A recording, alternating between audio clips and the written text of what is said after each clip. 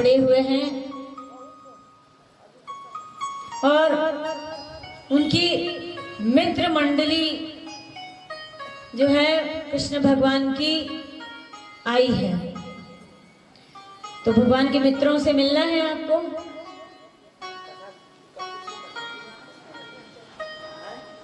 मित्र मंडली से मिलना है। भगवान के मित्र हैं मन सुखा, तन सुखा, धन सुखा, मधुमंगल और श्रीदामा। मित्रों को बड़े अच्छे से पहचानिएगा, क्योंकि सारी लीला जो है वो केवल प्रैक्टिकली है, व्यवहारिक है। ये भगवान के मित्र हैं। मन सुखा, तन सुखा। मन सुखा भगवान का मित्र है। जो मन परमात्मा में लगाया जाता है उसको सुख मिलता है।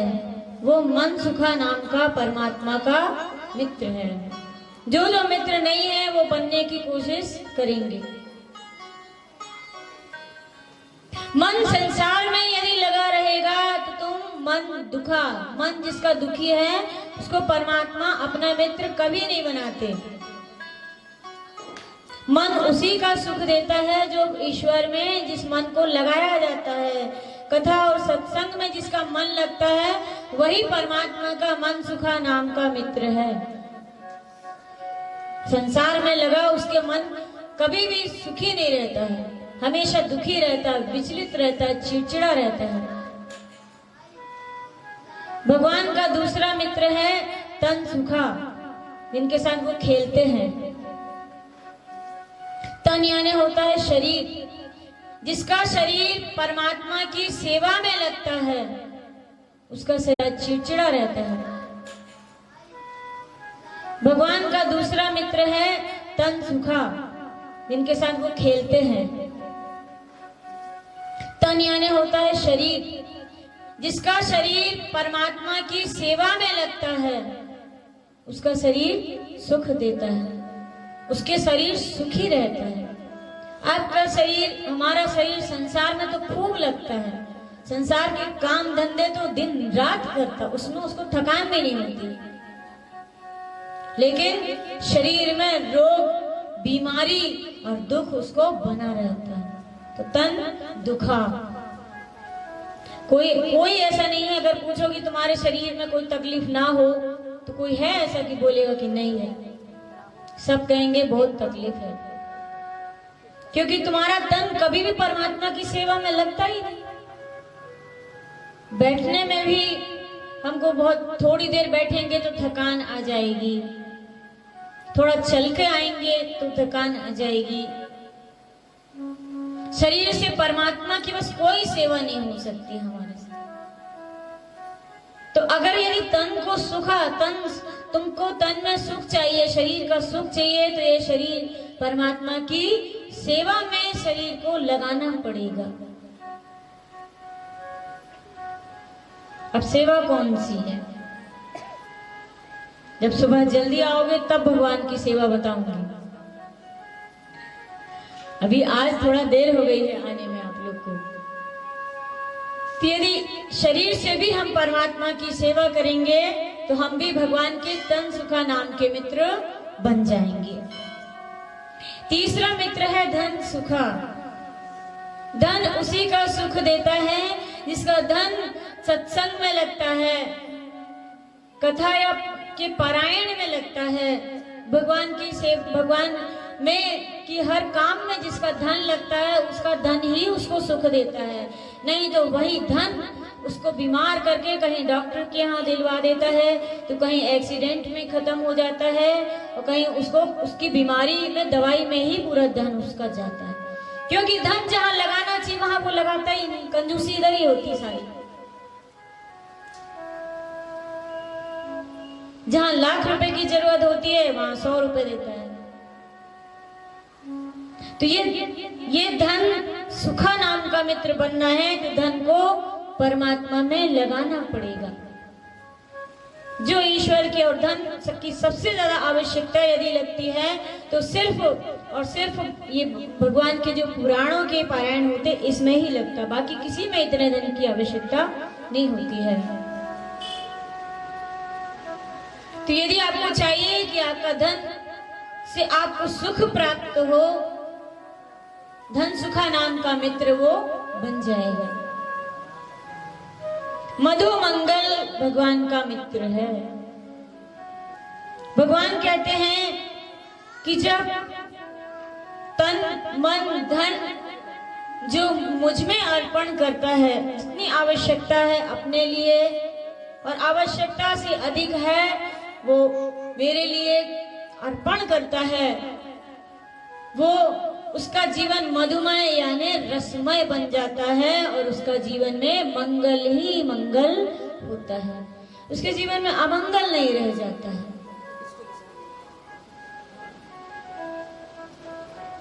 ये भगवान के मित्र हैं। इन मित्रों के साथ खेलते हुए एक दिन भगवान ने पूछा, मतलब हम सब उनके मित्र हैं। भगवान ने पूछा कि मित्रों तुम ये बताओ कि तुम लोग इतने दुबले पतले क्यों हो? अपने गोकुल में तो कितना माखन होता है, दूध होता है, दही होता है, तुम लोग खाते क्यों नहीं हो? सभी ने बोला कन्हैया तुमको मालूम नहीं है, ये गोपियां बहुत चतुर हैं, ये लोग ना सारा दूध दही माखन है ना वो मथुरा में जाके बेच कर आती हैं, कुछ भी नहीं मिल रहता यहाँ गोकुल में। तो बोले अच्छा ये बात है, ठीक है तुम चिंता मत करो, आज से मैं तुम्हें खिलाऊंगा। मित्र अगर बन जाओगे तो भगवान तुम्हें खिलाएंगे माखन मिश्री दूध और दही। तो मित्र बनने की विधि तो बता दी है। सेवा करना है तो सुबह जल्दी आना है। तो अगर तुमको शरीर चाहते हो कि बीमारी ठीक हो, रोग ठीक हो, तो भगवान के उत्साह में जैसा बोलूंगी वैसा करना है। ईश्वर की सेवा में थोड़ा लगाना है शरीर को, उनके लिए भी थोड़ा हिलाया डुलाया करो शरीर को।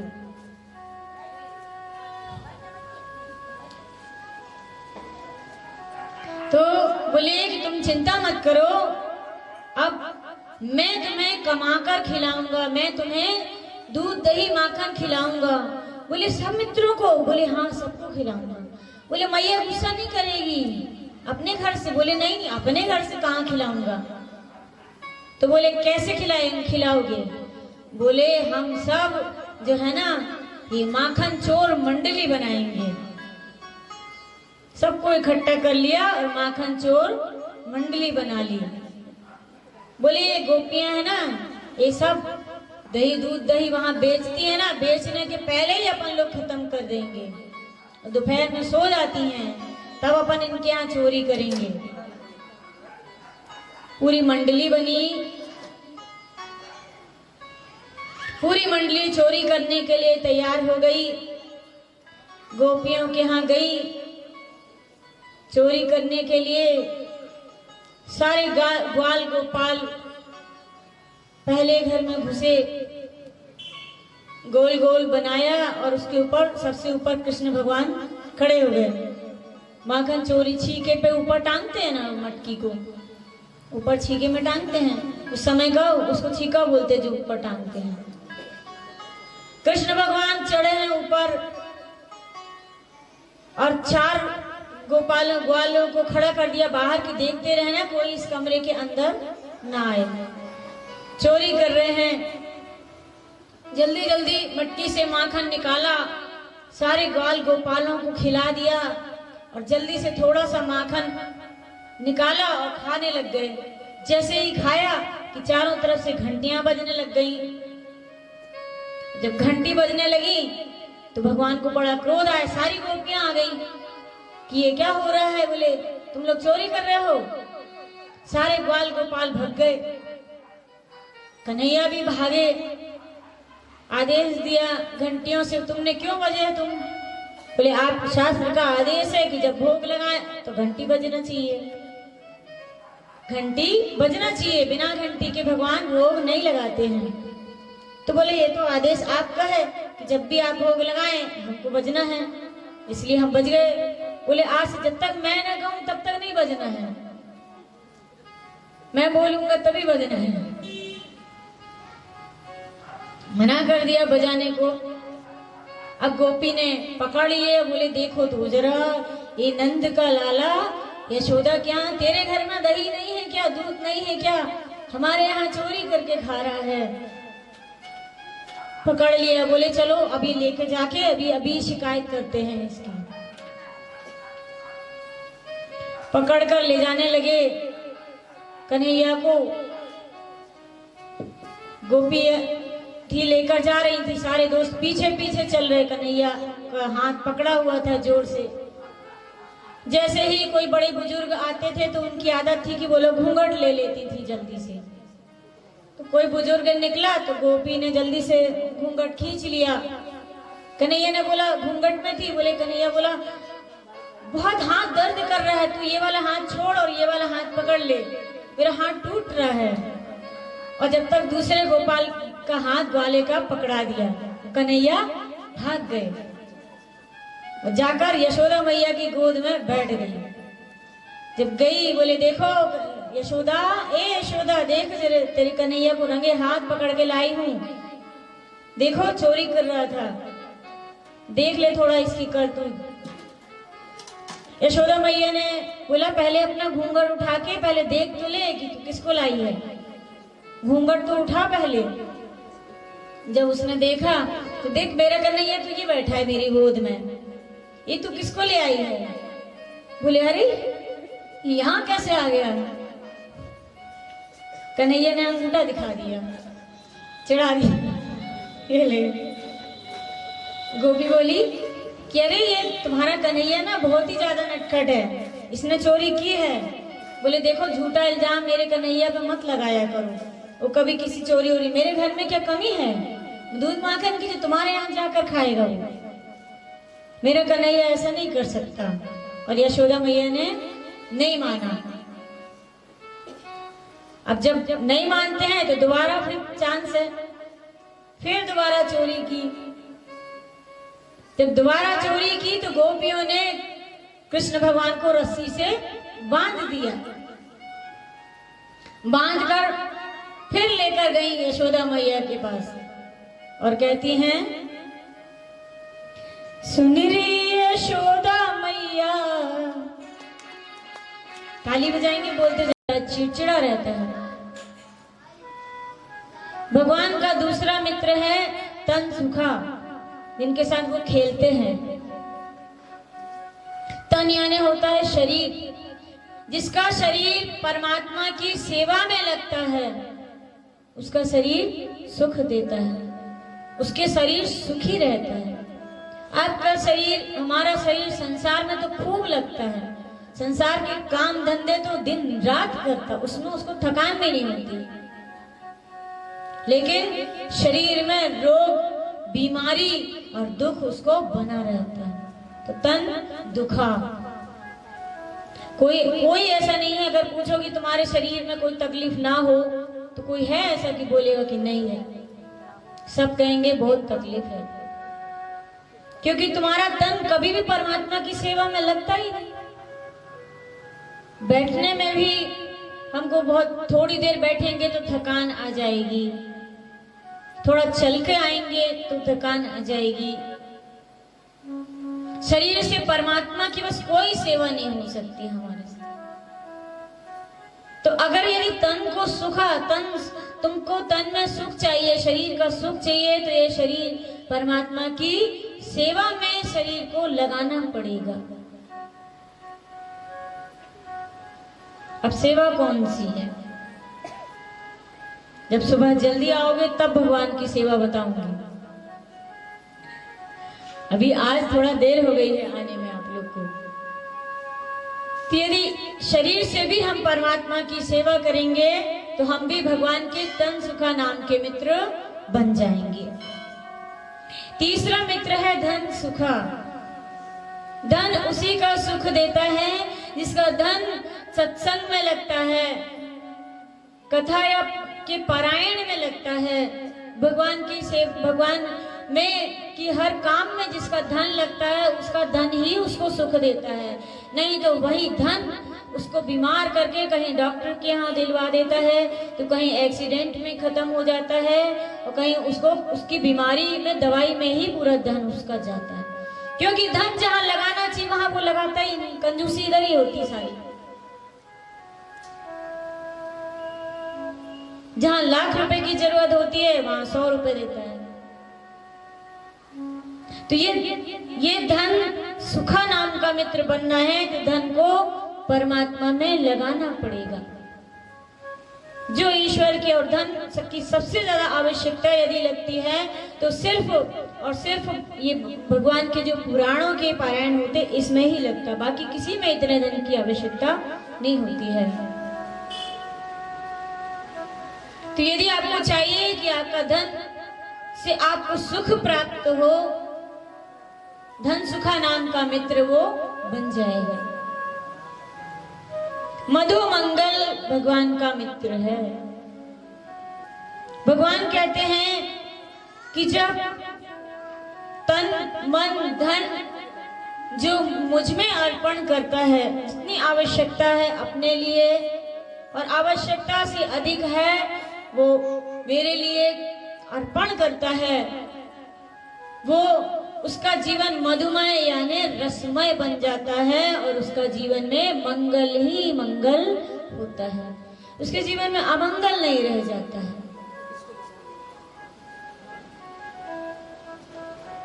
ये भगवान के मित्र हैं। इन मित्रों के साथ खेलते हुए एक दिन भगवान ने पूछा, मतलब हम सब उनके मित्र हैं। भगवान ने पूछा कि मित्रों तुम ये बताओ कि तुम लोग इतने दुबले पतले क्यों हो? अपने गोकुल में तो कितना माखन होता है, दूध होता है, दही होता है, तुम लोग खाते क्यों नहीं हो? सभी ने बोला कन्हैया तुमको मालूम नहीं है, ये गोपियां बहुत चतुर हैं, ये लोग ना सारा दूध दही माखन है ना वो मथुरा में जाके बेच कर आती हैं, कुछ भी नहीं मिल रहता यहाँ गोकुल में। तो बोले अच्छा ये बात है, ठीक है तुम चिंता मत करो, आज से मैं तुम्हें खिलाऊंगा। मित्र अगर बन जाओगे तो भगवान तुम्हें खिलाएंगे माखन मिश्री दूध और दही। तो मित्र बनने की विधि तो बता दी है। सेवा करना है तो सुबह जल्दी आना है। तो अगर तुमको शरीर चाहते हो कि बीमारी ठीक हो, रोग ठीक हो, तो भगवान के उत्साह में जैसा बोलूंगी वैसा करना है। ईश्वर की सेवा में थोड़ा लगाना है शरीर को, उनके लिए भी थोड़ा हिलाया डुलाया करो शरीर को।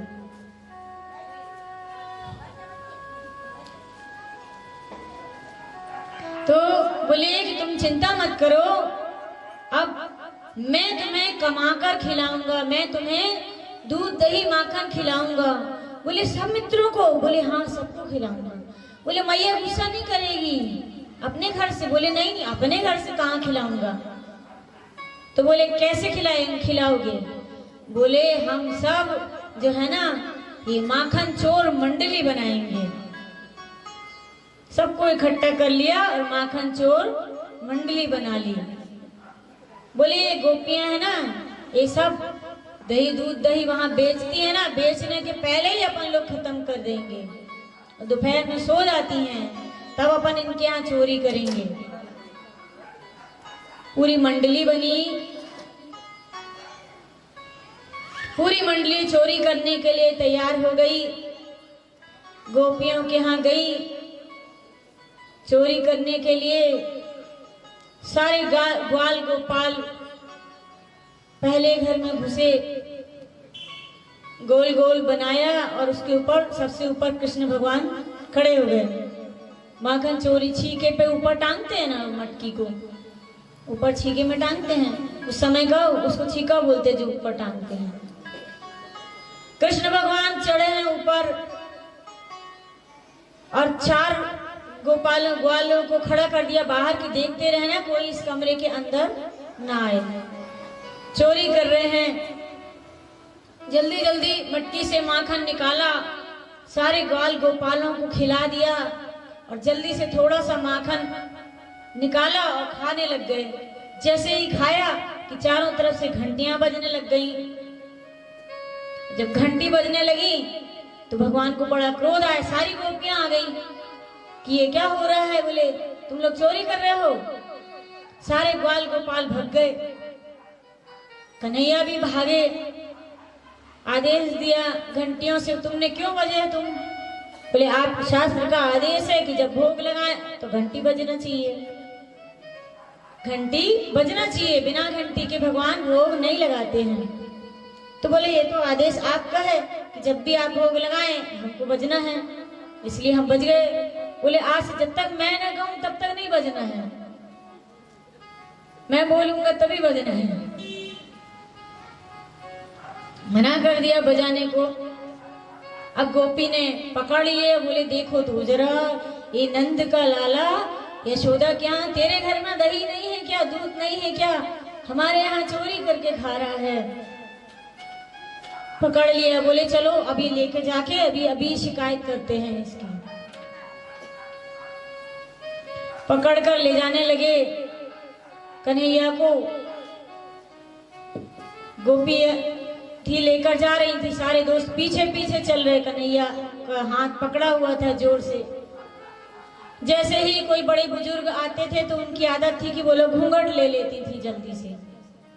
तो कोई बुजुर्ग निकला तो गोपी ने जल्दी से घूंघट खींच लिया। कन्हैया ने बोला घूंघट में थी। बोले कन्हैया बोला बहुत हाथ दर्द कर रहा है, तू ये वाला हाथ छोड़ और ये वाला हाथ पकड़ ले, मेरा हाथ टूट रहा है। और जब तक दूसरे गोपाल का हाथ ग्वाले का पकड़ा दिया, कन्हैया भाग गए। जाकर यशोदा मैया की गोद में बैठ गई। जब गई बोले देखो यशोदा, ए यशोदा देख जरे तेरी कन्हैया को रंगे हाथ पकड़ के लाई हूं, देखो चोरी कर रहा था, देख ले थोड़ा इसकी करतूत। यशोदा मैया ने बोला पहले अपना घूंघट उठा के पहले देख तो ले कि तू किसको लाई है, घूंघट तो उठा पहले। जब उसने देखा तो देख मेरा कन्हैया तुझे बैठा है मेरी गोद में, ये तू किसको ले आई है? बोले अरे यहाँ कैसे आ गया? कन्हैया ने अंगूठा दिखा दिया, चिढ़ा दिया, ये ले। गोपी बोली कि अरे ये तुम्हारा कन्हैया ना बहुत ही ज्यादा नटखट है, इसने चोरी की है। बोले देखो झूठा इल्जाम मेरे कन्हैया पे मत लगाया करो, वो कभी किसी चोरी हो रही, मेरे घर में क्या कमी है? दूध माखन की जो तुम्हारे यहाँ जाकर खाएगा वो, मेरा कन्हैया ऐसा नहीं कर सकता। और यशोदा मैया ने नहीं माना। अब जब नहीं मानते हैं तो दोबारा फिर चांस है, फिर दोबारा चोरी की।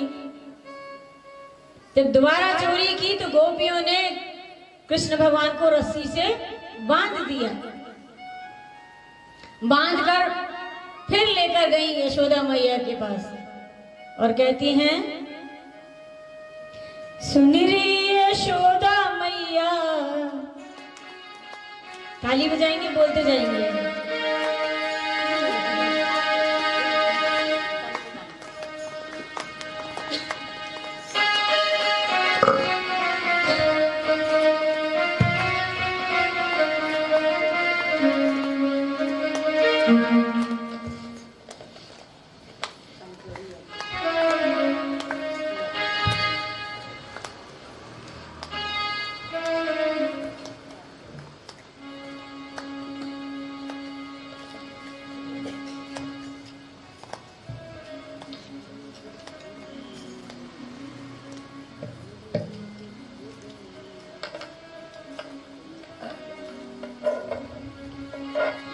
सुन री यशोदा मैया,